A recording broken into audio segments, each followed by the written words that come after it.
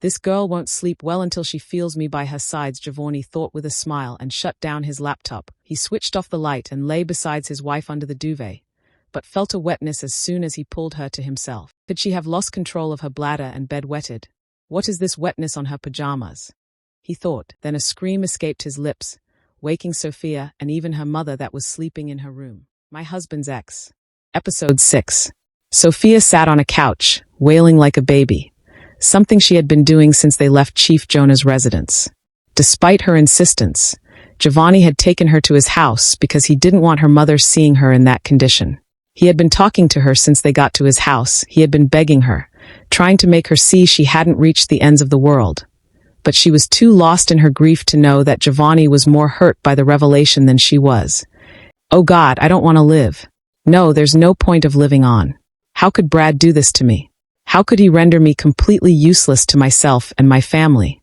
Sophia cried as she sat on the couch in Jovani's house. Oh, please stop being silly. You know as much as I do that I won't let you go anywhere without me. You're the woman for me, and like I said earlier, if you accept me today, you'll officially be my wife this very same day. And if Brad is able to make you think of leaving me here on Earth, you must be joking, because I'll chase you to the afterlife and still make you my wife. I told you, Sophia, I love you unconditionally. I love you like I love myself. And can't you see? I've made mistakes in the past. I've done things I shouldn't have done. Did I throw myself away? Did I reject myself because I made mistakes? Of course no. So if I love you as myself, I won't throw you away because things are like this now. All I would be concerned about now is how to get back on my feet, if I were you. Please cheer up, Sophia. This man here loves you unconditionally, he told her, hugging her warmly. Jovani, you deserve someone better. Please let me go and bear the consequences of my disobedience and lack of self-control myself. You don't deserve to be with a woman who you can't bear children with, Sophia cried. And I have said it before, I'm not staying anywhere you're not. If you wish to die, go ahead and die, but just remember that you're the one who will make my parents lose their only son, Jovani said angrily, tired of telling her the same thing over again. Don't be like this, Jovani. How am I supposed to let you disobey your parents when I know how right they are? How am I supposed to allow you marry me and face the troubles that go with trying to conceive? Please, Jovani, you've got to let me go, she told him. This isn't the way I want to see you, Sophia, no. It's definitely not the way I want to have you look at life, he said between clenched teeth, walking out of the sitting room in anger. He was angry with Brad for having spoilt things before he found the woman of his dreams, but was angrier with Sophia for imagining a life without him. Sophia cried for a long time, and when she didn't see Jovani return to the sitting room, she went in search of him. She found Jovani in his bedroom, rolling a box in his hand. He was throwing it up and down, looking so depressed and hurt. Today was meant to be a happy day in my life. It's a day I was meant to take a step towards getting you to stay with me forever. But Kelly decided to push his nose in places he wasn't wanted. He decided to give news no one asked him for, just to thwart my plans and ruin my life. Then, I was thinking and wishing that you'd love me enough to take the chances with me. I was imagining that you would remember that only God determines who can or cannot get pregnant. But you have chosen to be the one who shatters my heart. You have chosen to be the one who deals the final blow that will make me wish I died the day Clara left me. I'm going to try all the same. I'm going to give you this box, even though we couldn't drive to the 5-star hotel where I had booked a table for us for this night. I'll give you this box, even though I do not know what you'll do with its content. I have to give it to you all the same, because I won't want to see it anywhere around when you walk out the door with a goodbye. So Sophia, take this box, keep it with you, and if you ever change your mind, please open the box and get the ring on your finger, and I'll be wedding you the next instant, Jovani said, tears rolling down his handsome face as he knelt before Sophia. Sophia stood flabbergasted, looking at him and the box in his hands. She had her right hand over her mouth, trying to suppress the scream that was about to find its way out. Oh, you don't want to hold the box too? You don't wish to keep it with the hopes that you'll change your mind and say yes? He asked, opening the box. Sophia fell on her knees beside him and made to speak, but he shook his head, asking her not to say a thing. Instead, he pulled the ring out and looked at her again. Their eyes met, their hearts connected, and their souls merged.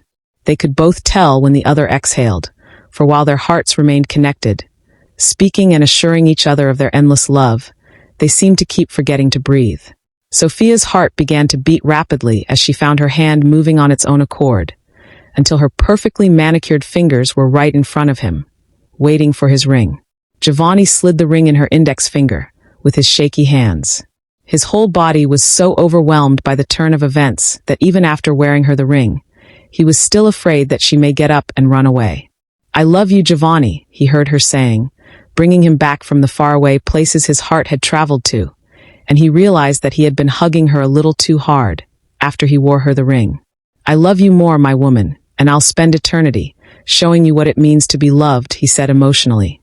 Sophia and Jovani returned to Sophia's mum that night to inform her of their plans to get married.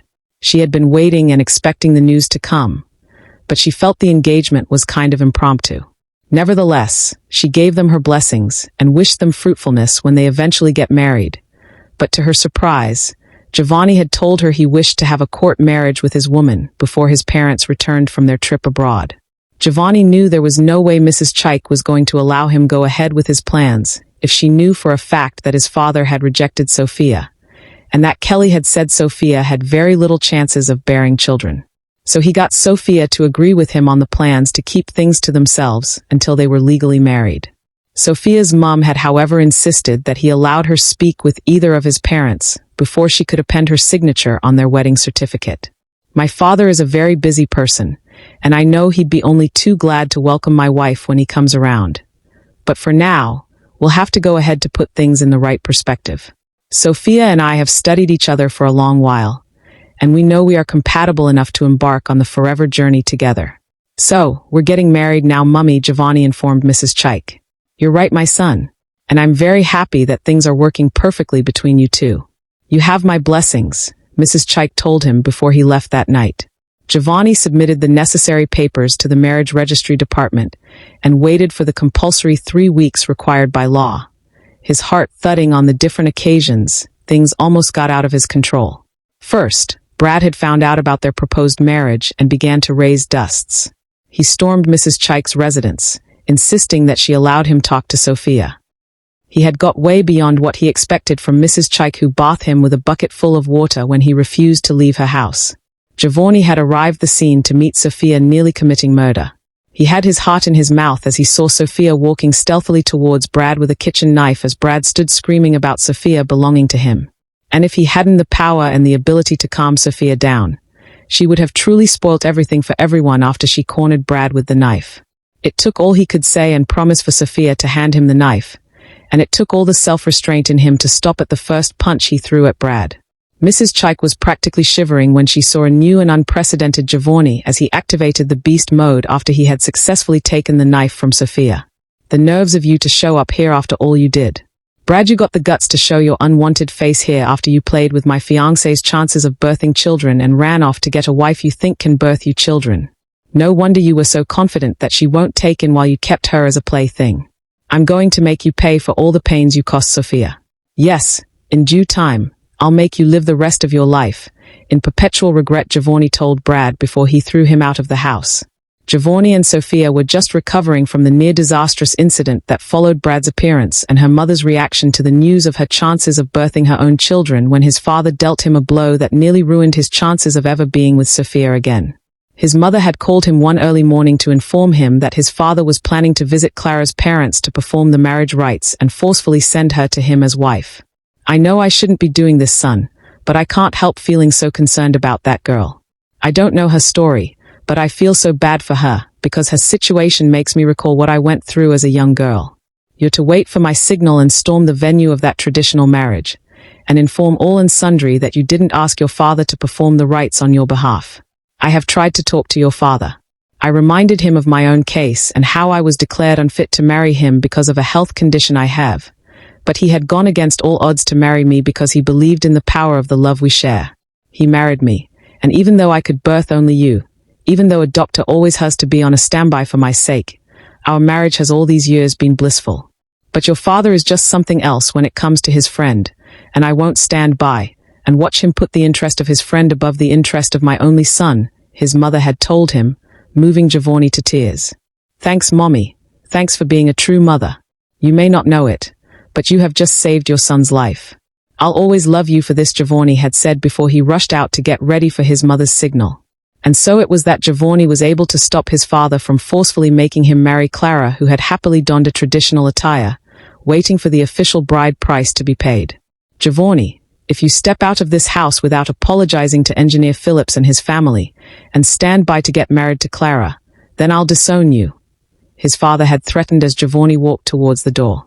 He stood still at once, looked back at his father with a face that mirrored the anger in him, then walked closer to his father before he spoke. Chief Jonah, you do not have to face the stress of having to go through any legal work to disown me after I walk out of this door, because my lawyer will be doing the needful as per announcing my new identity to the world after now. Yes, Chief, the moment I walk out that door, I'm going to duly instruct my lawyer to see to it that the national dailies bear the change of name that will totally erase your name from mine. I will no longer be known and addressed as Jovani Jonah because I have decided to let you go on with the one whose interest you have chosen to make paramount above mine. I do not wish to be your son again, because I believe being a father should go beyond just being the biological contributor to the fertilization of an egg to birth a child. Being a father should have made you know how and when to care for the emotional, physical, and mental well-being of your offspring. Goodbye, Chief. You can go home when you're done whining and dining with your friend. But if you must go on with the marriage rites, then you must let them know the wife is yours, Jovani said before he stormed out of the house. Jovani's father sat dumbfounded, unable to fully process all that had just happened. He didn't know how Jovani had found out about his moves, but most importantly, he didn't know his son had the side of him he just showed him right there. Engineer Philip, his friend, tried to console him, and even became convinced that the young man should be allowed to follow his heart, but Clara was bent on pushing the old men to go ahead with the marriage. Jovani's mother was tired of sitting and staying quiet while her husband made a mess of himself, so she got up, and without fear or favor, informed Clara that she was never going to be a party to forcing her son into marrying someone who had once thrown his heart on a stone, not caring how much it could shatter. Honey, your son has told you his position on this matter. I have tried not to be the reason you have problems with your friend, but like Jovani said, if your concern for Clara's interest is going to overshadow your concern for your immediate family, then I'm sorry, because if I walk out now, and you do not come with me, you may not have lost just your son, but your wife as well, Mrs. Jonah said, and walked out of the house. Chief Jonah assessed the situation, and in a split second, he decided to do the needful. Pitch his tent with his family and save himself the misery he knew would befall him if his wife made good her threat and abandoned him. He ran out of his friend's house in pursuit of his wife, and they were soon headed home, driving in utmost silence. Don't tell me you're going to sit still and watch our only son make good his threat and erase our name from his, Mr. Jonah asked his wife when he noticed she wasn't ready to say a thing as they drove home. If you're going to ask me to talk to your son, you're going to have to ask nicely, and find out the condition tied to making me do it, his wife smirked. Samantha, since when did you begin to take someone else's sides when I'm involved in an issue? It's me, your Jonah, remember? Chief Jonah said, trying to make her calm down. Honey, I began to take someone else's side, your son's side, since the time you chose to make another person, your friend's interest, your priority. I am sticking to my decision to stand by my son because I know it's the right thing to do, Mrs. Jonah insisted. And you think you know what's best for our son? You think I don't know what I'm doing by trying to ensure that our son marries a woman that will add value to him? Chief Jonah asked. I can see you're not ready for business now, she said, clicking her tongue in annoyance. Okay. You win. Please, sweetheart, can you help me talk to our son? Can you make him forget that I tried to make Clara his wife compulsorily? Chief asked his wife. Yes, honey, I can help you talk to him. I can actually call him now and make him come home right away. But you need to tell him that you have accepted his choice of wife. When he comes, Mrs. Jonah said. Screech went the sound of the tires of his car as he stepped on his brake pedal abruptly, swerving off the road at once. Have you gone nuts, Samantha? How can you suggest a thing like that? How in God's name do you think it's possible to get me bless his union with a girl who is said to be unable to birth a child? He asked his wife angrily. Honey, I think allowing Jovani be with the one he wants will be more beneficial to us all. None of us is God, and we are not in the position to judge who can and who cannot birth a child. I know you can still remember what happened when we were to get married, Jovani's mum said. Oh, please spare me all that. Our own case was a different ball game. We love each other, and you had a health condition that I knew I could handle with my available resources, he replied. And Jovani, You think you have the monopoly of love. You think others do not feel what you feel. Did you not see the look in their eyes when they looked at each other even while you bombarded them? Please, honey, give them a chance. Allow our son to pursue his happiness, thereby making us all happy. Please, my precious husband, I know you're more than this. You're a compassionate and understanding father. Please, my crown, don't let me have to stand in an awkward position, because the two men in my life are at war, Mrs. Jonah begged her husband. At first, he tried to fight off her pressure, but in the long run, the man succumbed to the power of a woman. He agreed with his wife, and Jovani got the shock of his life when his mother asked him to come over to the house with his fiancée to receive his father's blessings. And so it was that 3 weeks later, Jovani and Sophia were gloriously married, having been able to get their parents agree to have them wed both traditionally and in the church. Their court marriage was held 2 days after Chief Jonah blessed their relationship, and preparations for a society wedding began in earnest.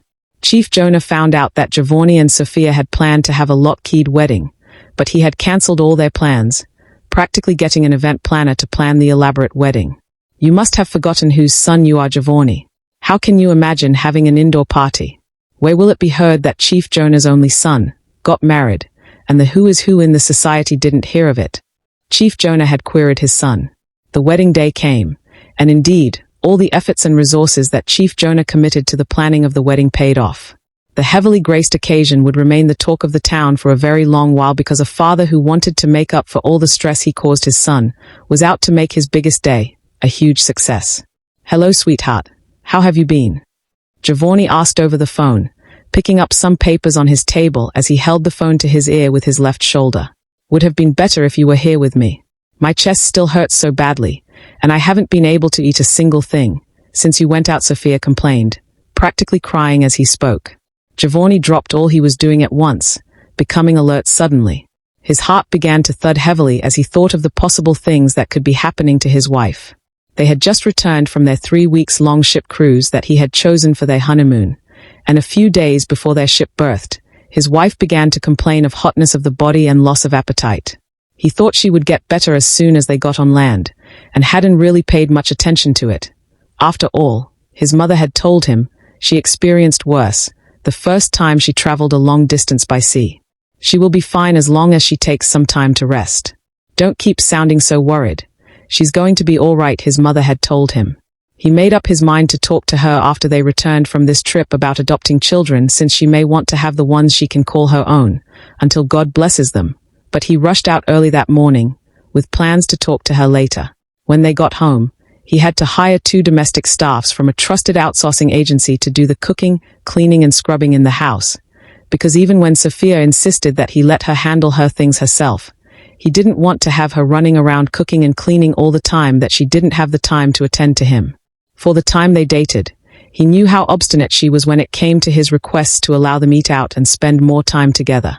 She'd spend so much time cooking a meal that he felt they could have just bought already prepared, leaving them limited time to be together.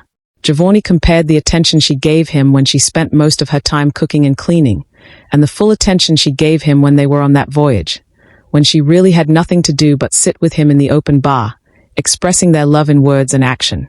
And he knew he wanted her to himself, at least, at that early stage of their marriage when they were yet to have the additions that would take her attention from him, as he was told.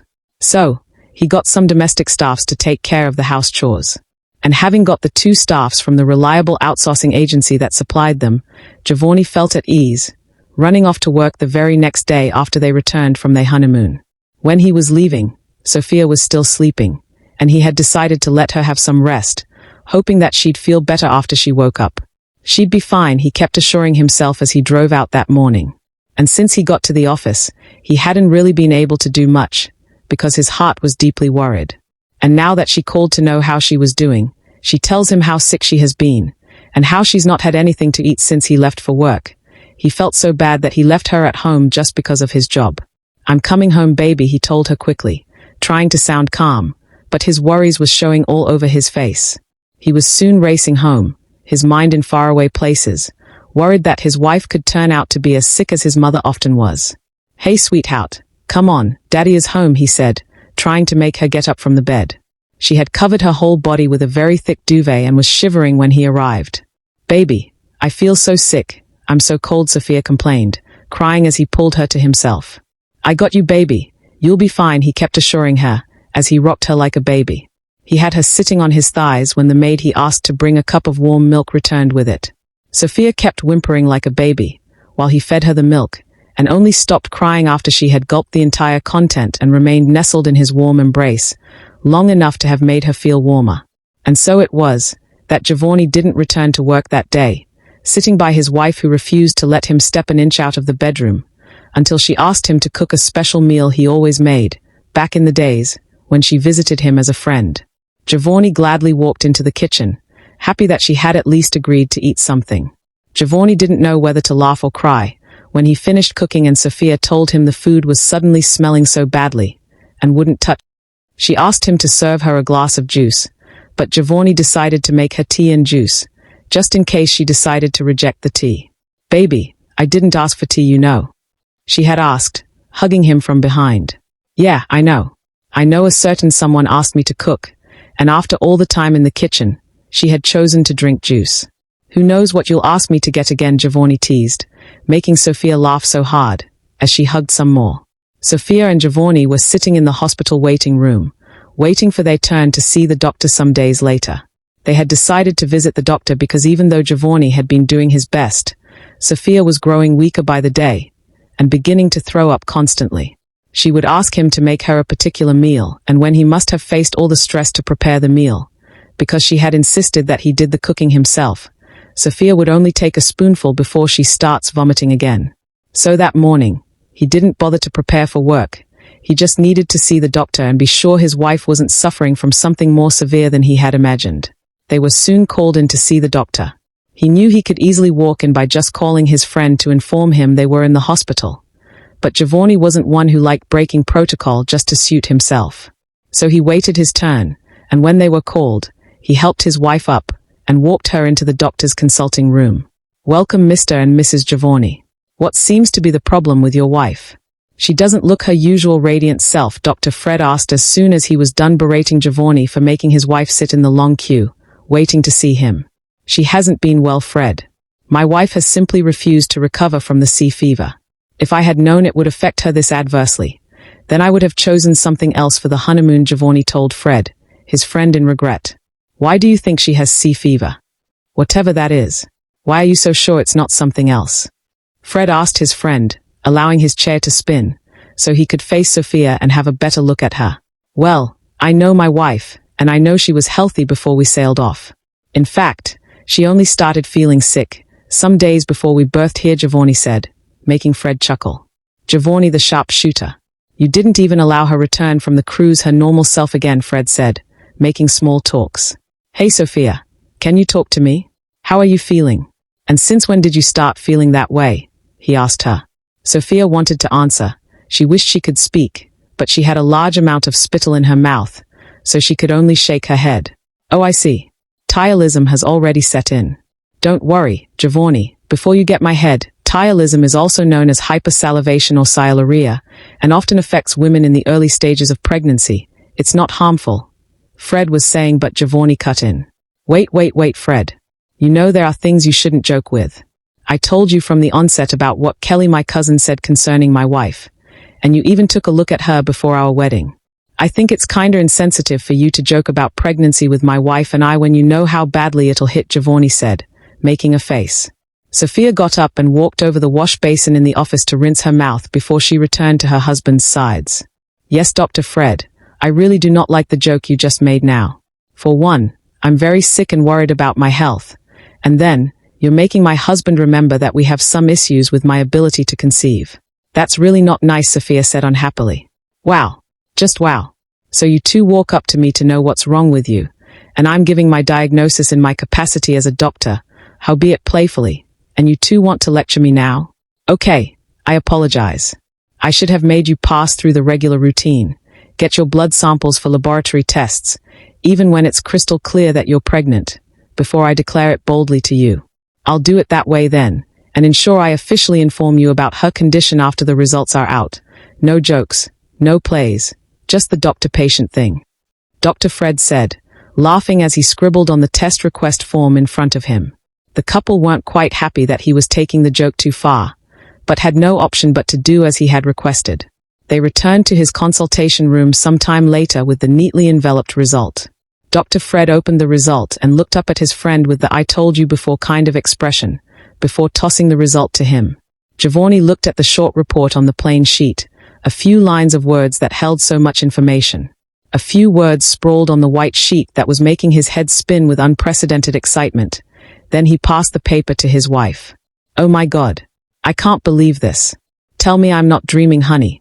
Please tell me I won't wake up to find it a mere dream," Sophia cried, her hands shaking uncontrollably as she held onto the report.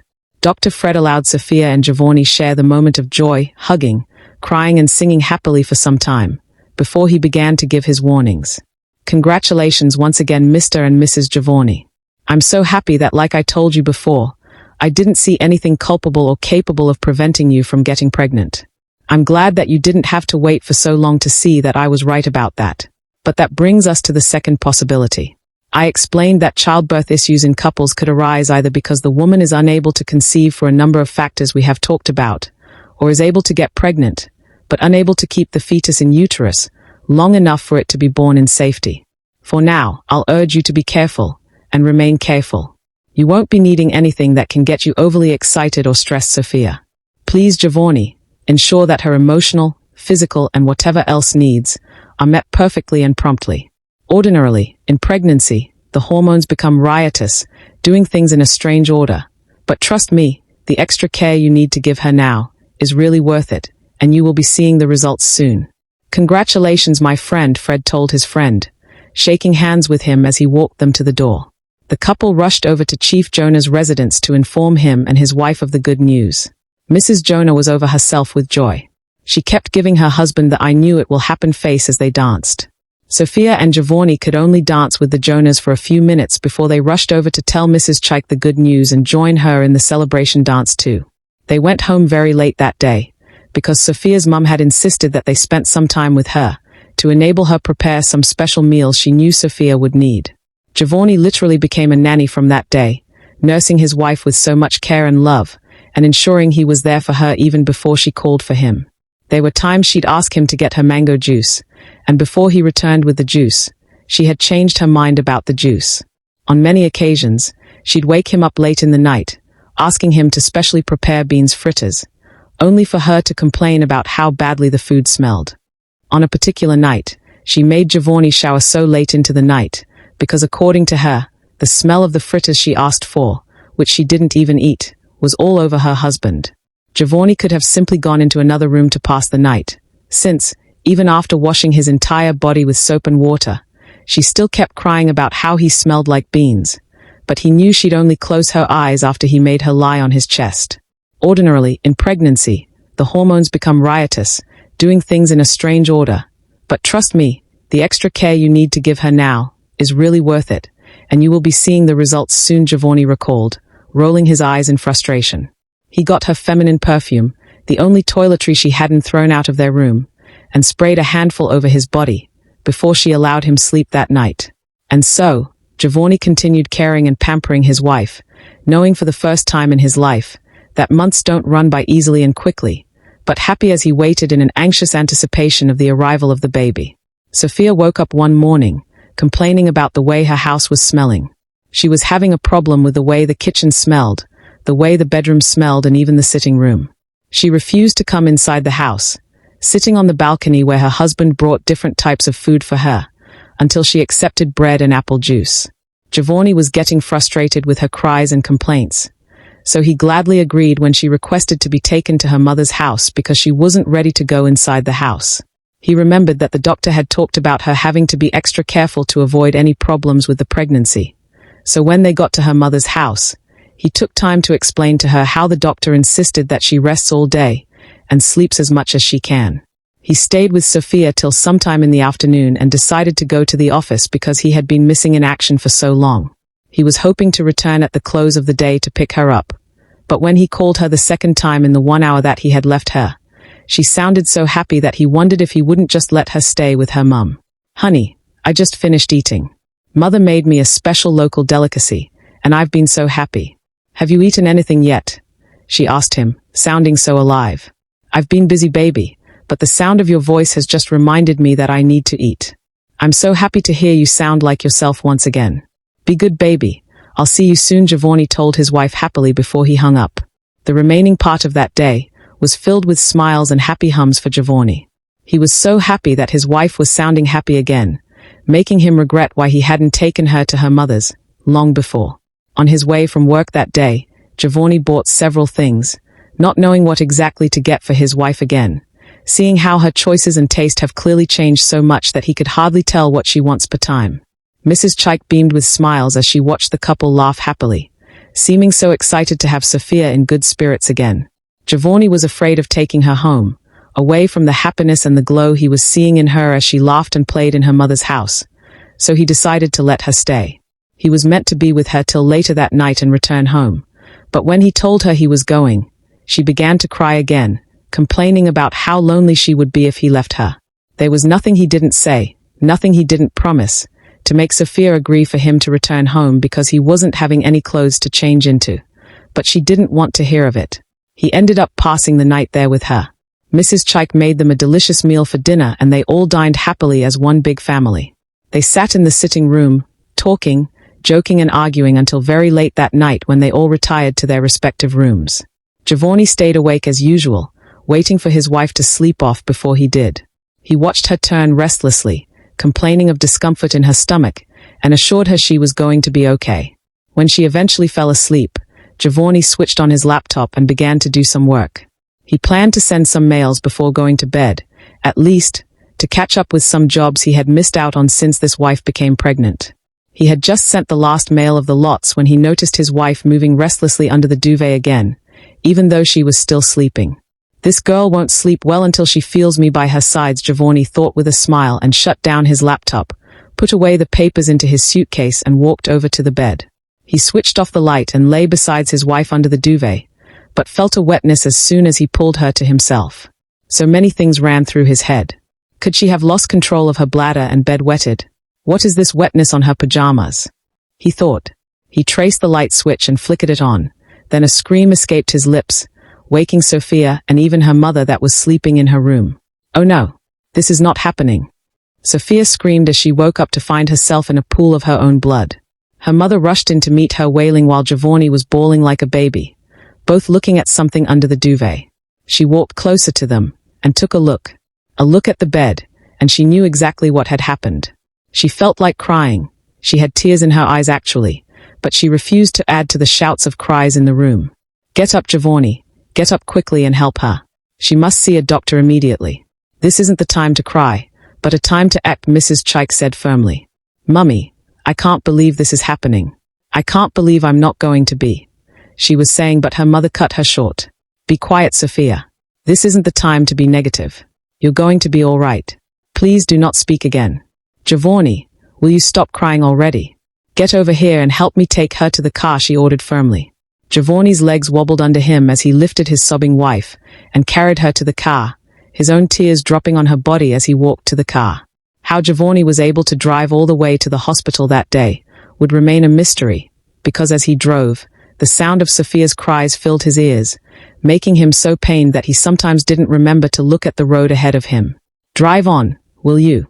I'm here with her, and the doctor will soon be giving her the help she needs," Mrs. Chaik told Jovani, seeing how worried he was about Sophia's cries of pains and how he was losing concentration. They soon arrived at the hospital, and Dr. Fred, who was already on standby, waiting to attend to them in the emergency unit, got the nurses wheel Sophia into the theater. Jovani was left in the lobby with his mother-in-law, who was doing everything possible to calm him down, but he was as restless and worried as he could be. His parents rushed into the hospital lobby a few minutes later, having been told of the development some moments before Jovani drove out of Mrs. Chaik's residence. The two women sat crying and praying while Jovani's father walked him out of the lobby, towards his car. Chief Jonah knew exactly how his son was feeling, and seeing how he was reacting, he knew he needed to speak with him. The last thing he wanted was to have his only son dead because of something he could easily take care of. "Listen, son, I know you may not like what I have to say. You may even think very poorly of me after what I have to say, but as a father, I owe it to tell you this truth. You need to be alive to be Sophia's husband, And with the way you're fretting and making your heart race so wildly, you may do her more harm if she wakes up and finds you in a worse health condition. So, you're going to have to take a grip of yourself and be a man. I love your mother way more than you think you love your wife. But from the beginning of our marriage, I knew what I was going into because I knew of the health challenges she had, and I had to tell myself the hard truth. I need to be alive to be able to remain a good husband to her. So I never allowed her constant crisis get to me. Was I worried about her? Yes, I was. But I didn't let each crisis make me lose a pint of blood because I knew my worries wouldn't be beneficial to her in any way. Your wife has only had a little challenge, something the doctor is still working on to arrest, and you're literally killing yourself here. Take a grip of yourself and be a man, son. A man isn't one who has two balls and a shaft, but one who is able to stand firm and weather the storms of life, keeping his head high. My wife and I didn't come out of all these trying days victorious because I was crying like a baby. No. I was standing firmly by her sides as a man should. Chief Jonah admonished his son. Jovani and his father emerged from the car sometime later, walking hand in hand to the hospital waiting room. He had been listening to his dad talk about being a man, but his heart kept breaking in 1,000 places, as he thought of the possibility of seeing his wife out of the theater without the child in her again. Mrs. Jonah hadn't seen the two men in his life that way in a long time, and she couldn't help tearing up as they approached. She wanted to do nothing but assure her son that the baby and his wife would be okay, but the look on the doctor's face, the number of times he had appeared and disappeared through the emergency room door, told her something had definitely gone wrong. Jovani walked to a seat beside his mother and sat quietly, his eyes as red as scarlet, and his heart having troubles pumping the right amount of blood because of the strenuous effort of keeping his emotions in check. Relax, son. Even if this one doesn't stay, you can rejoice in the knowledge that you'll eventually be the one who opts for a family planning option, to control the number of children you'll both have later, she told her son, trying to prepare him for what she sensed was about to happen. Yes, my dear. Whatever happens, you must understand that grieving hard won't change anything. Instead, it could make things worse, Mrs. Chaik concurred. Jovani looked up at his father who was standing by his sides and shut his eyes to keep the tears in. He could see the handwriting on the wall, and he could smell the cookies. Something was about to go wrong. That's the only explanation for all the motivational speeches from his two mothers. 10 more agonizing minutes of waiting, and Fred, his friend, emerged from the theater looking all frustrated and dejected. Jovani stood up in a rush, running over to Fred's sides. His heart was pounding and his palms sweating, as he looked up at his friend with eyes imploring his friend to tell him all was well. You've got to calm down, Joe. I know you're bound to feel bad, but I tried. Fred was still saying when everyone else in the room heard the thud. Jovani had lost consciousness and collapsed, falling hard to the floor. Jesus. Father, help me, Mrs. Jonah cried, running over to her son's sides in so much hurry that she nearly passed out too. Now we've got to go, sweetheart. Come on, come with me now. This is why I refused to allow you come here in the first place. You promised you were going to get a grip of yourself, but at the very first instance, you're working your heart out. Now, get up, we have to go home now. Jovani is right here in the hospital and his friend Fred is well able to take care of him and his wife. I won't be left a widower when he wakes up and gets discharged from the hospital with his wife. Chief Jonah said in anger. He was angry with his wife for reacting so impulsively when she knew the condition of her heart, but was angrier with his son for letting him down, after speaking with him for so long. I'm sorry, darling. Please forgive me for acting the way I did. I know I promised to behave myself. I agreed that I'll control my actions. But darling, it's only natural that I felt the way I did seeing my only child on the floor, lying unconscious. Please, darling, don't let me have to go away from my son because of this error. If you want me to remain alive, you mustn't force me away from my son in this state. I promise to comport myself henceforth. Please, darling, he begged her husband, wiping tears from her eyes hurriedly. Mrs. Chaik looked at the couple and couldn't hold back her own tears. She knew Chief Jonah was right being so worried about his wife, but she also knew that his wife had reacted like almost every woman in her shoes would. The nurses Dr. Fred had called to come take Jovani away had already taken him to the private ward where his wife was lying, still unconscious, and made him lie on the opposite bed. He checked Jovani's vitals to confirm that he had only passed out due to shock, and nothing much was wrong with him. And just as he had suspected, everything was fine with him. He's all right. You need to calm down now. He just reacted to the news badly and made blood race to certain places, leaving him dizzy. When he wakes up now, He's going to need to relax for a while, and everything will be fine, Fred explained to the parents before he excused himself.